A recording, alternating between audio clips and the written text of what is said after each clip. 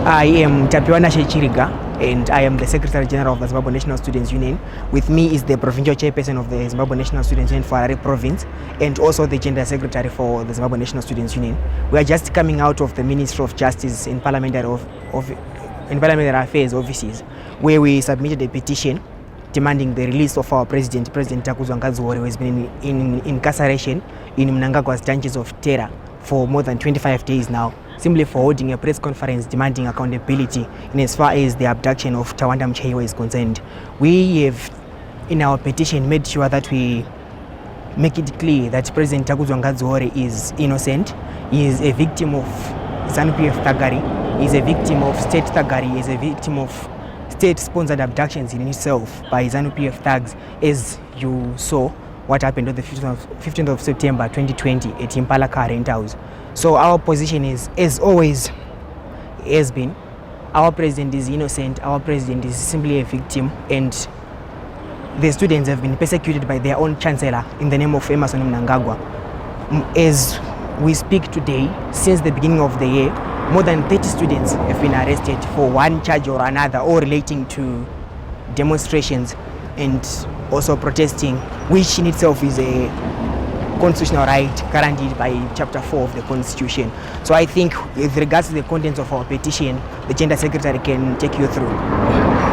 Okay, so we submitted the petition, and we are kindly asking the Ministry of Justice to look into the matters of human rights abuse by the state, and we are demanding justice for our president and all the other student activists who are being victimized and persecuted for exercising their rights and for speaking against corruption, against these injustices by the state.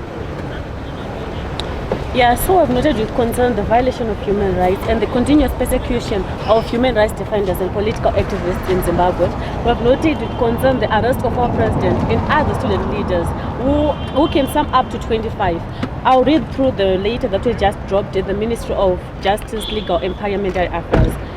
Okay, so we, as the Zimbabwe National Students Union, have noted with concern the violation of the constitutional provisions, sections 57 to 62, particularly to human rights defenders and political activists by the Zimbabwe Republic Police and the judiciary. On the 18th of September 2020, Takudzwa Ngadziore, the ZINASU president, was nearly murdered at Okaymat by truckloads of armed men in civilian clothes, together with student leaders and journalists who were at the venue, before being arrested for allegedly inciting public violence. Ngadziore, who was their target, was severely beaten and assaulted, while his riot police, which in normal circumstances should protect the security of citizens, was folding hands and watching in the vicinity. The unidentified man then surrendered him to the Harare Police Central Station. The court, as usual, chose to ignore the victimization and torture of Takudzwa Ngadziore and chose to keep him under their custody. This is the new norm in the Zimbabwean judiciary system. As long as one speaks their mind out or express dissatisfaction in anything done by the government, they get abducted, tortured, and unlawfully detained. A blind eye is turned to assaults and torture, and that these victims go through before state agents surrender them to police. Tawanda Mcheyiwa could get justice if Impala Car renders it released details as the High Court had ordered, but rather Impala Car renders is being guarded 24/7 by armed soldiers and armed policemen. What's there to hide? Why are they being overprotected for not releasing such vital information? And above all, why is the Ministry of Justice quiet in all this?